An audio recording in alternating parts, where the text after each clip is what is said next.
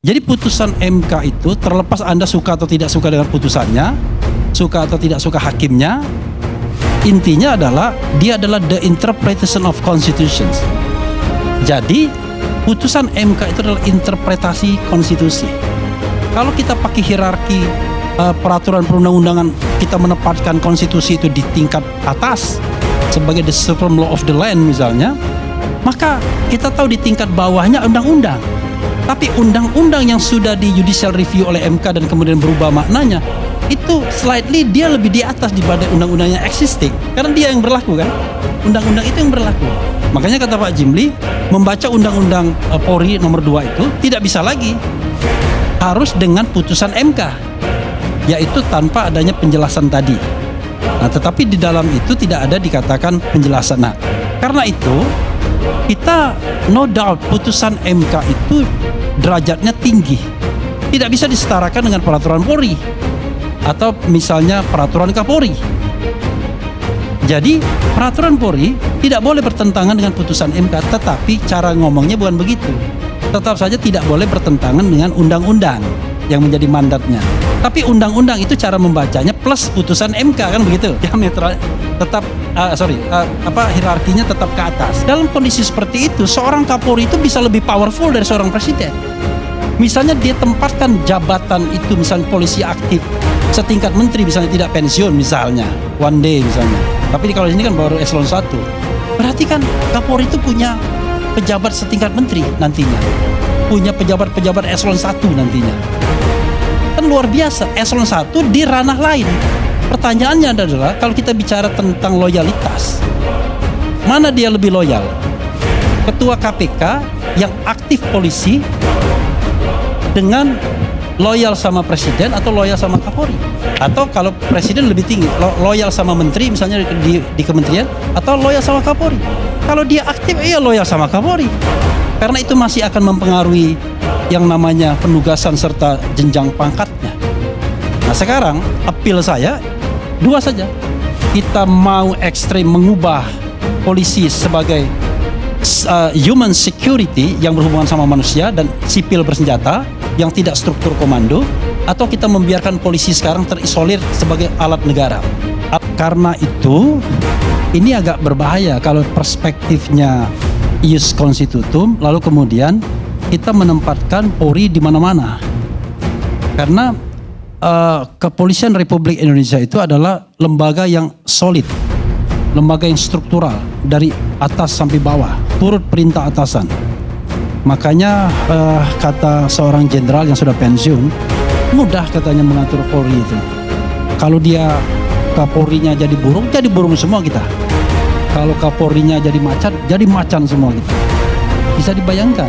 Maka dalam perspektif reformasi yang terjadi, yang namanya Polri itu adalah lembaga yang jauh lebih hebat bahkan dari TNI sekalipun.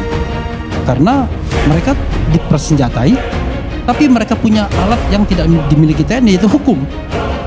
Jadi bisa menersangkakan orang, bisa menangkap orang, bisa menahan orang dan lain sebagainya. Sehingga kalau saya lihat acara ILC zaman berapa tahun yang lalu, ketika ada Panglima TNI dan Kapolri yang datang, kebetulan yang dikerubuti para lawyer itu ya Kapolri. Panglima TNI agak dicuekin.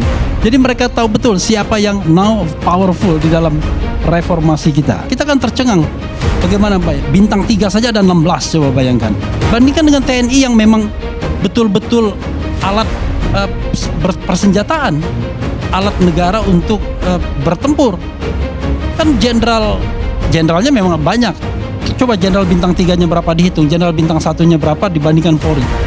Nah, makanya kemudian ke depan menurut saya seiring dengan yang namanya reformasi Polri, penting kita menegakkan yang namanya polisi itu dalam fungsi-fungsi yang sipil sifatnya.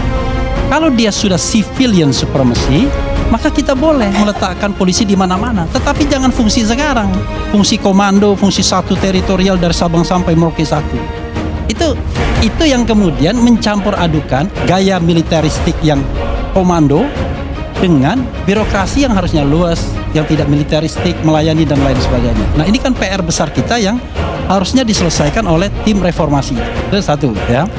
Dan mudah-mudahan Pak Jimli menangkap ini, bahwa ini adalah PR besar yang harus diselesaikan. Karena begini, kalau polisi diisolir sebagai alat negara saja yang tidak boleh berhubungan dengan ranah sipil tadi, termasuk 17 lembaga yang ditunjuk oleh Kapolri, nggak mau juga mereka pasti. Secara struktural mereka pengen menjadi institusi yang besar dari Sabang sampai Merauke dengan struktur komandonya, dengan persenjataan canggihnya, dengan kemampuan hukum yang bisa menangkap orang, bisa menersangkakan orang, kan itu, bisa mengkriminalkan orang juga. Sorry to say, kan banyak kasusnya. Tetapi di sisi lain mereka juga pengen masuk pada jabatan-jabatan yang di luar tugas pokok dan fungsinya. Kenapa? Karena slot untuk menjadi Kapolri ya cuma satu saja. Slot untuk menjadi jabatan-jabatan bintang 3 itu terbatas.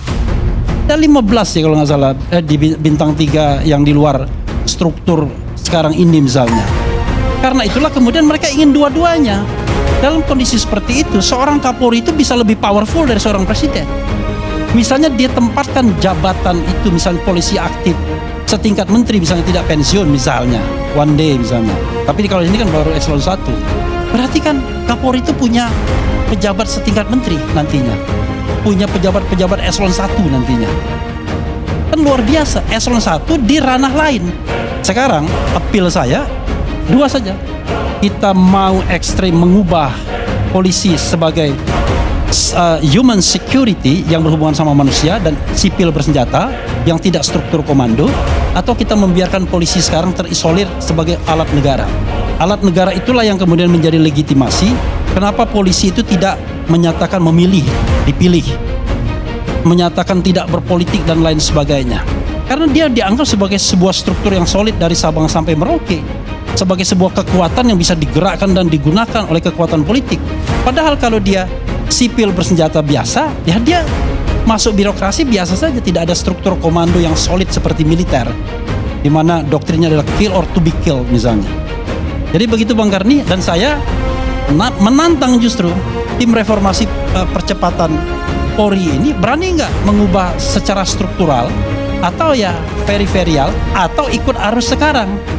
Struktur komando Polri tetap dipertahankan, maka kalau kita letakkan dengan fungsi-fungsi kepolisian di luar tugas pokoknya, yaitu keamanan, maka sesungguhnya harus hati-hati kita. Nah, hanya masalahnya adalah di konstitusi dia dikatakan perannya adalah keamanan, tetapi di undang-undang berbeda sudah 3 fungsi itu.